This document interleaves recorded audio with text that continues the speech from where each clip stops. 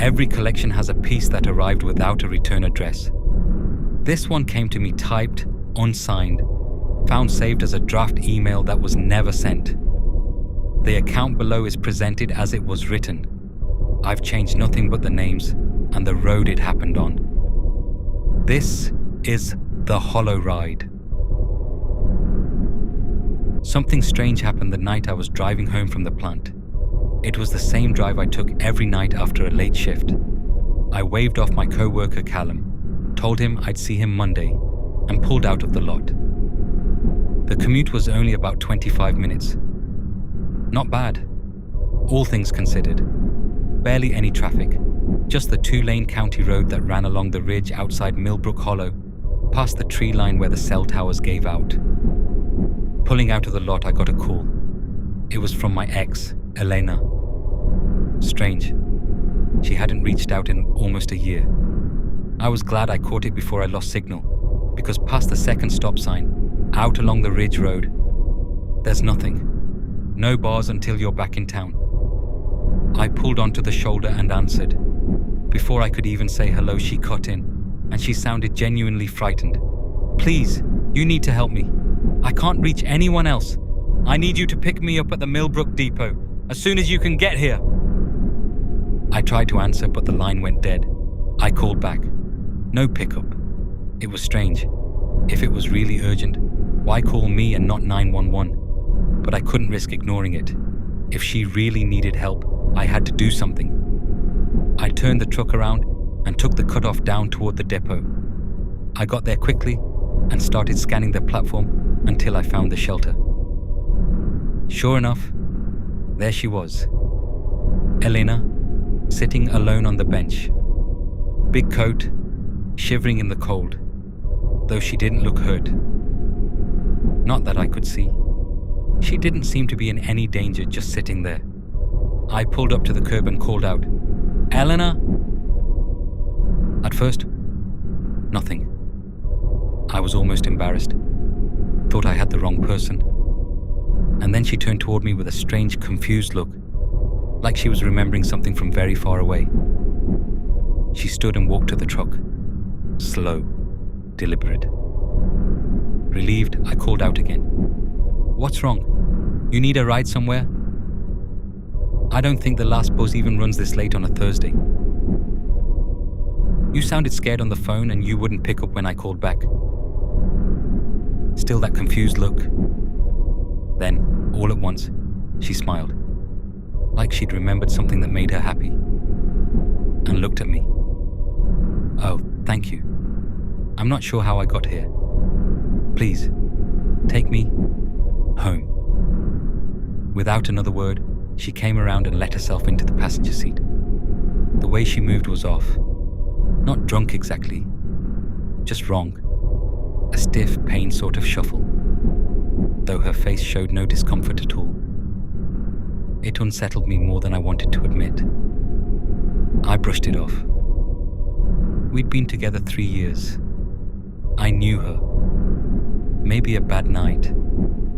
Maybe she'd been drinking, though I couldn't smell anything on her.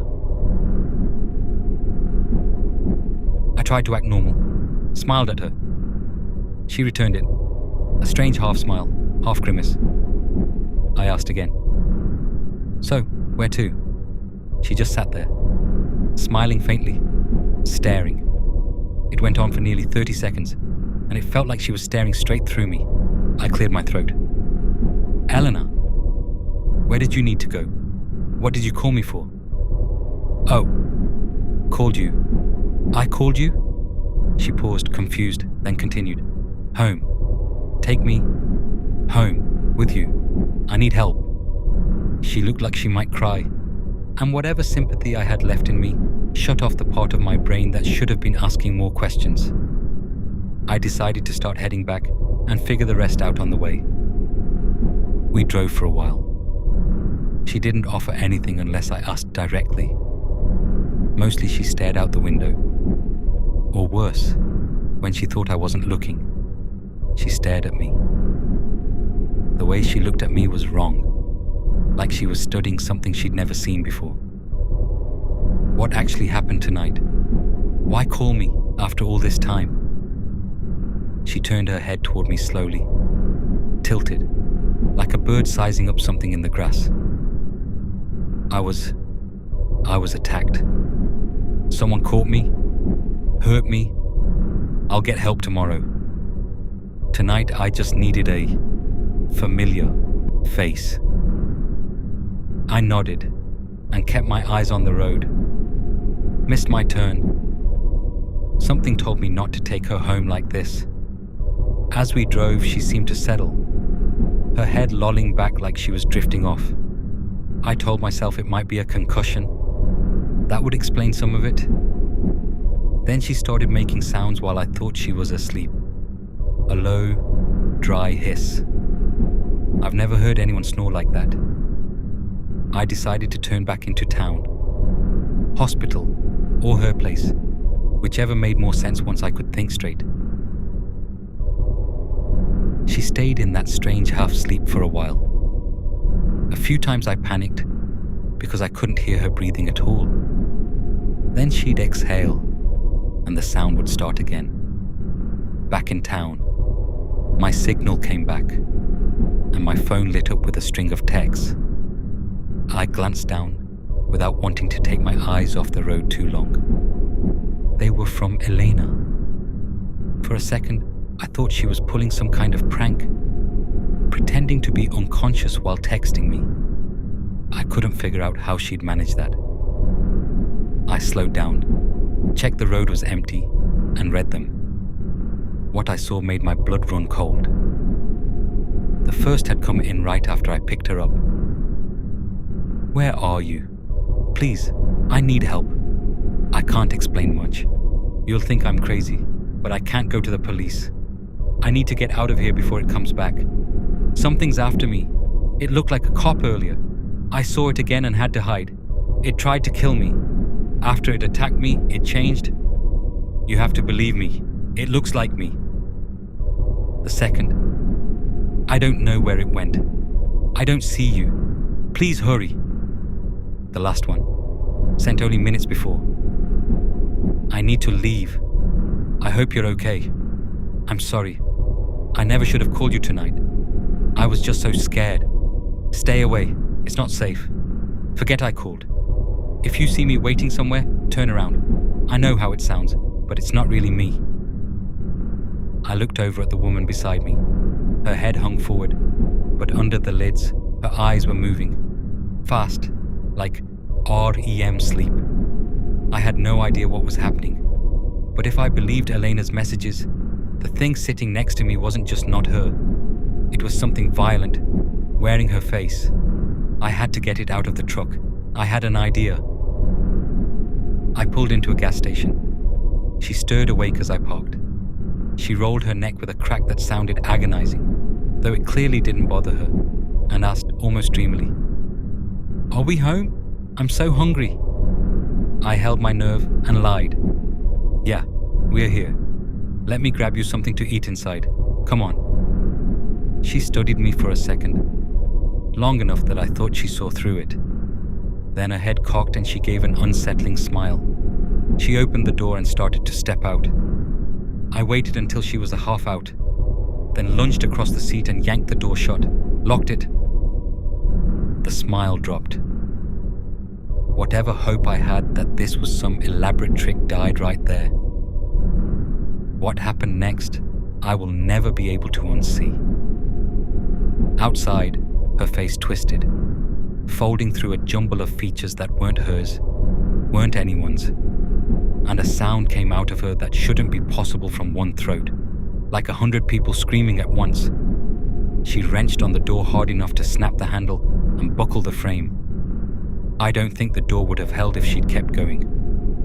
I threw the truck into reverse and hit the gas, tires screaming out of the lot.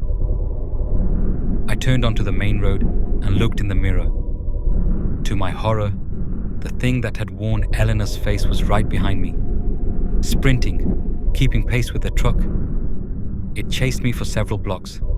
I was genuinely afraid it would catch up. I finally lost it somewhere past the second light, and I had to force myself to breathe so I wouldn't put the truck in a ditch. I called Elena again.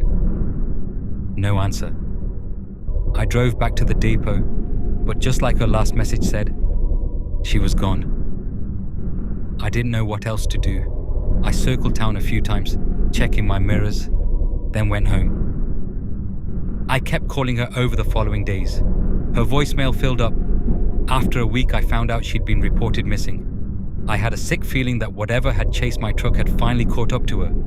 I was devastated and terrified that whatever it was now knew exactly who I was too. Eventually, I moved away. I couldn't stand living anywhere near that road. I never found anything on what the thing was, or how Elena had crossed paths with it. All I knew was that it was real, and it was still out there somewhere. Enough time passed that I started to feel safe again. I told myself the distance was enough. That changed after the call I got last night. A message came in from a number I hadn't seen in years. My old co-worker, Callum. I called back, confused, and he picked up laughing. What do you mean? Why am I calling? You said you'd swing by the party. I saw you last night. You seemed a little out of it. Figured you were just tired. But hey, don't forget, bring your own bottle. See you there. He hung up. I stood there holding the phone, unable to speak. There's only one way anyone could have seen me back there. It's back. It's hunting. I have to call everyone I know. They have to believe me. If they see me, it isn't really me. It isn't safe. The account ends there. No sign-off, no name. Whoever wrote it either never sent that warning or never got the chance. If you ever get a call from someone you love, sounding like themselves but not quite, ask them something only they would know. And if the answer comes back a beat too slow, don't let it in the car.